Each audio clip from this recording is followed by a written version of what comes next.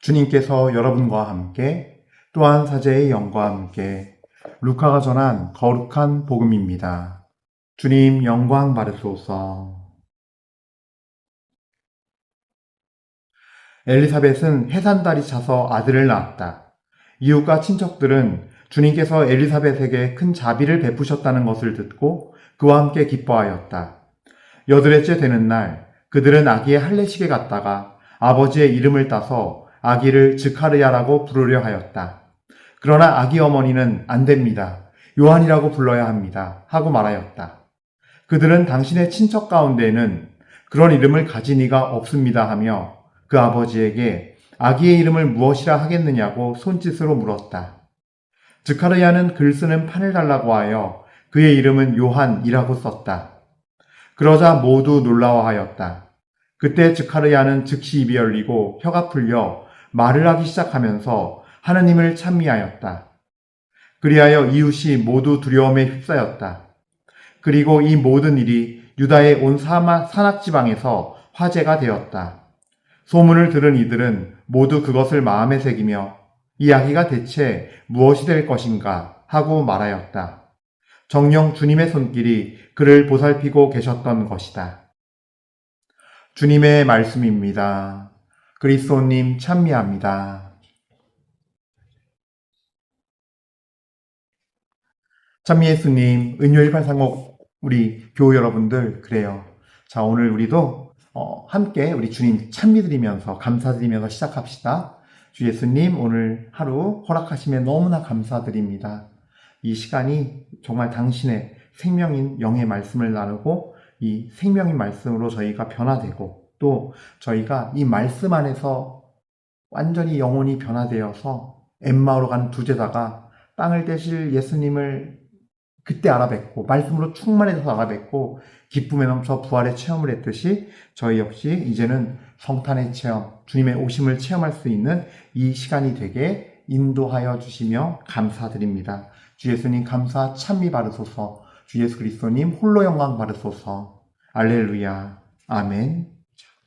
그래 오늘 저희가 전해 듣는 말씀은 루카복음 1장 57절부터 66절까지의 말씀이고 세례자 요한의 탄생과 또 이제 즈카리야가 혀가 풀리는 그래서 하나님을 찬미하는 이런 내용을 우리는 전해 듣고 있습니다. 오늘 복음 말씀 통해서 한번 이렇게 좀 정리가 되는 것 같아요. 우리 신앙에 대해서 또 세례자 요한의 탄생이 사실은 즈카리야와 엘리사벳의 믿음을 완전히 완성시키는 그런 일이거든요. 그래서 좀 우리 요 며칠 전 복음들도 이렇게 새록새록 기억하면서 함께 보면 도움이 될 것 같아요. 자, 오늘 1장 59절 말씀이에요. 8회째 되는 날 그들은 아기의 할례식에 갔다가 아버지의 이름을 따서 아기를 즈카르야라고 부르려 하였다. 그러니까 아버지의 이름을 따서 라는 말이 나오고 또 두 번째로는요. 1장 61절에 당신의 친척 가운데에는 그런 이름을 가진 이가 없습니다. 라 그래요. 즉, 이 얘기는 조상 대대로 요한이라는 이름은 없었고 그냥 아버지 이름 따서 늘 조상들이 해왔던 대로 세상의 인간의 방식대로예요. 인간의 규정대로, 인간의 규칙대로, 세상의 규칙대로 그냥 즈카르야라고 하자라고 해요. 근데 이게 굉장히 중요한 어떤 사건이에요. 왜냐하면 우리가 이제 복음 말씀 루카 복음 1장 18절부터 쭉 그 1장에 보면은 왜 즈카르야가 자기 당번이 되어서 그 성전에 가서 지성소에 들어갔을 때 가브리엘 대천사를 만나지요. 그때 가브리엘 대천사가 이렇게 얘기해요. 즈카르야에게 세례자 요한 탄생 예고를 하는데 그걸 믿지 않으니까 1장 20절에 가브리엘 대천사의 말씀이에요. 보라, 때가 되면 이루어질 내 말을 믿지 않았으니 이 일이 일어나는 날까지 너는 벙어리가 되어 말을 못하게 될 것이다. 이 일이 일어나는 날이라는 거는 세례자 요한이 탄생하는 거거든요. 근데 엘리사벳 성녀에게서 응애하고 딱 세상 밖으로 나왔을 때 즈카르야의 입이 열린 게 아니에요. 언제 입이 열렸느냐? 방금 이 1장 59절과 61절에 이 친척들이 와가지고는 아니 조상들 가운데 그런 이름 가진 사람이 없는데 왜 이름을 요한이라 하지? 하면서 그냥 즈카리아라고 부르면 되는 거 아닌가? 라고 친척들과 사람들이 이렇게 얘기를 할 때 거기서 아이의 이름이 뭐냐고 친척들이 아버지에게 물어요. 엘리사벳이 그렇게 요한이라고 하니까 가장에게 물어요. 그러다 즈카리아가 석판을 받아들고 그의 이름은 요한이라고 써요. 이게 뭐냐면요. 조상들의 전통. 이거는 뭘 의미하냐면요. 세상의 법칙, 세상의 뜻, 세상의 생각을 따르지 않고 믿음으로 하느님께서 알려주신 이름인 요한이라고 썼을 때 그때 입이 열리는 거예요. 즉 아이가 태어난 사건, 세상에서 벌어진 현상이 하느님의 응답이 아니고 즈카리아처럼 그것을 보고 내 안에 믿음의 그릇이 완성이 되어서 그 일을 믿음으로 받아들이고 하느님의 뜻을, 말씀을, 의로움을 순종하여 실천할 때 비로소 이 일이 일어나는 날까지가 되는 거예요. 이 일이 일어나는 날까지의 숨은 고백은 바로 애가 딱 태어나서 응애 우는 그 현상이 아니에요. 거기에 있는 게 아니에요. 그건 전부가 아니에요. 진짜 일이 일어나는 날, 이루어지는 날은 뭐였냐면요. 엘리사벳 성녀도 그렇고 즈카리아 성인도 그렇고 부모로서, 인간적인 세상의 부모로서가 아니라 하느님의 뜻을 받아서 하느님의 구원 계획에 도움을 주고 예수님을 알려주고 미리 길을 닦아 준비할 그 예언자 엘리야의 영을 받은 그를 바로 준비한 믿음의 그릇이 완성되는 그 부부의 믿음. 이것이 일어났을 때 이루어지는 날의 의미예요. 그게. 일어나는 날까지의 의미예요. 그래서 두 부부가 이 믿음의 그릇이 완전히 완성이 되어서 아이에게 이름은 존재값이에요. 존재예요. 하나님께서 부여하신 존재를 부여했을 때, 믿음으로 부여했을 때, 순종하여 부여했을 때 입이 열린 거예요. 그때 열린 거예요. 그게 바로 루카복음 1장 20절에 가브리엘 대천사의 말씀의 의미인 거예요. 이 일이 일어난 날까지 너는 벙어리가 되어 말을 못하게 될 것이다. 의 의미예요. 믿음으로 요한이라고 쓰자. 믿음으로 고백하자. 다 뜻을 받아들인다는 표현이거든요. 그거는 당신께 온전히 순종하고 이 아이의 존재는 더 이상 우리 이 레위 지파의 즈카리아 가문의 일이 아닙니다. 가문의 것이 아니라 온전히 당신의 것입니다. 라는 신앙 고백이에요. 그때 비로소 입이 열려요. 근데 우리는 어떤지 우리 봐야 돼요. 제가 이렇게 말을 길게 자세하게 한 건요. 우리를 봐야 한다는 거예요. 우리를. 우리 어떤 마음으로 기도합니까? 세상의 뜻이 내 뜻이 세상의 뜻을 따르면서 그것이 하나님의 뜻인 양 나는 살고 있진 않나요? 또 내가 바라는 것이 내 뜻이 이루어지기만을 바라지 않나요? 오늘 즈카리아와 엘리사벳 성녀를 봐야 돼요. 이들이 요한이 태어난 거에만 기뻐한 것이 아니라 이들은 이 요한의 탄생에 이르기까지 끊임없이 즈카리아도 되게 힘들었을 거예요. 이 10달 동안을, 그러니까 태어날 때 10달 동안을 보세요. 벙어리로 지냈어요.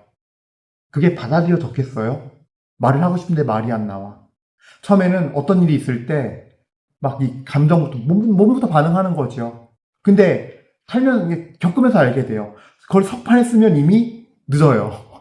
뭐가 있어서 막 뭘 얘기하고 싶은데 난 석판에 부지런히 썼어. 다 지나가고 없어요. 그러니까 대화에도 끼지 못해. 어떤 일이 있어도 마음 같지가 않아요. 마음을 바로 표현하고 싶은데 이거 쓰자니 몇 번 썼더니 이미 다 끝났어. 이미 늦었어. 이런 일이 한 번이었겠어요, 초반에. 그러면서 잠잠해지는 법을 배웠을 거고, 그리고 6개월이 됐을 때 누가 와요? 성모님이 가브리엘 천사의 예수님의 구세주의 스테고지를 듣고 엘리사벳에게 와요. 근데 이게 참 절묘한 거죠. 성모님을 이해할 수 있는 사람은 즈카리아밖에 없어요. 성모님의 내용을 들었을 때 그 둘이 만나서 그 서로 인사말을 주고받으며, 예? 성모님께서 마니피카서 찬양하고, 또 엘리사벳 성녀께서는 태중에 아이가 뛰어났다고 증언하고, 한눈에 성모님을 알아보고, 이 모든 걸 보면서 엘리사벳 성녀가 한눈에 알아보잖아요.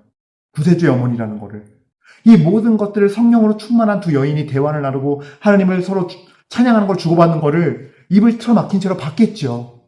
인사 나누면서. 그리고 성모님이 겪은 거를 그 뒤에 봤겠죠. 그리고 내 아내를 생각하면 어때요? 배가 점점점 불러서 6개월째면은 애가 움직이는 것이 느껴지고 발로 차는 것도 막 느껴진다면서요. 그 몸은 점점 그때부터 무거워지고 매일매일 다르게. 걷는 것도 점점 힘들어지고. 근데 젊은, 쌩쌩한, 아주 건강한 마리아가 왔어요. 임신 초기에. 그때 마리아 성모님은 막 이제 예수님 가졌는데 이걸 어떻게 해야 되나. 정신적으로 분명히 힘드셨을 거고 분명히 뭔가 주님께서는 보호막이 필요했을 거예요. 성모님을 보호하기 위한. 그 또 엘리사벳 성녀는 어떤 입장이에요? 이제 몸이 힘들어질 때예요.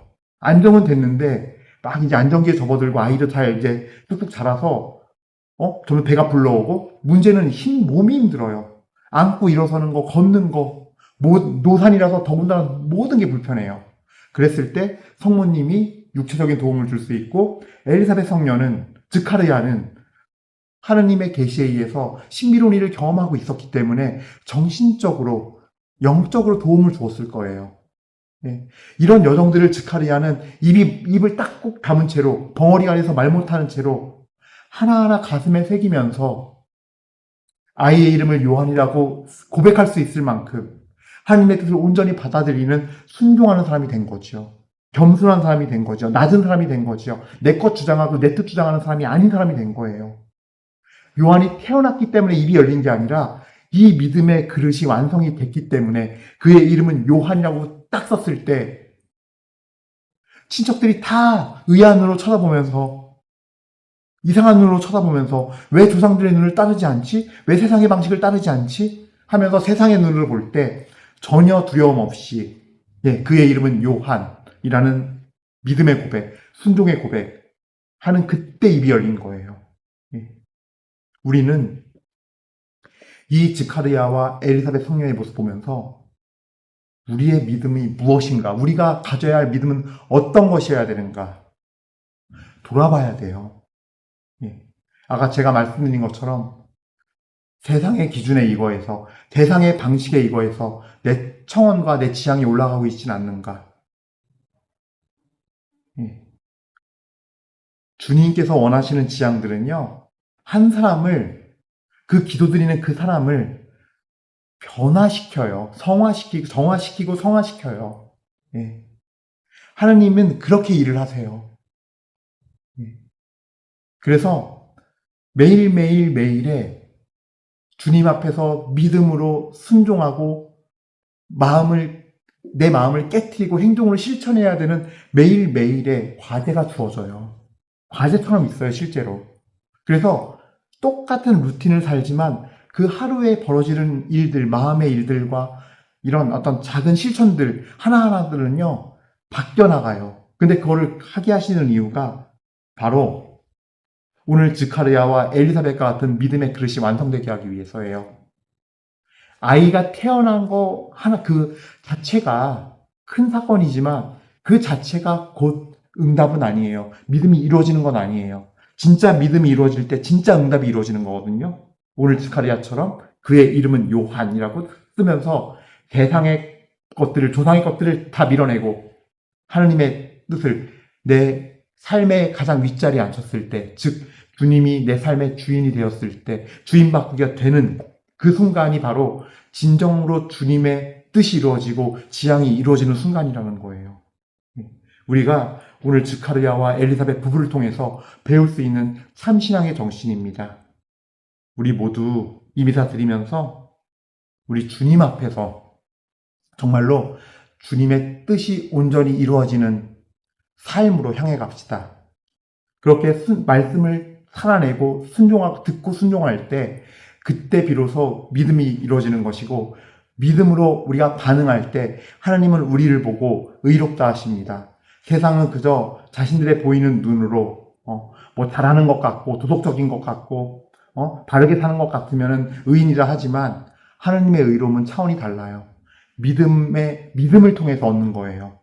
그 믿음이 무엇인지 오늘 보여준 이 두 부부의 모습을 보면서 우리 모두 참된 의로움의 길을 걸을 수 있도록 주님께 은혜를 간구합시다. 아멘. 잠시 묵상하시겠습니다.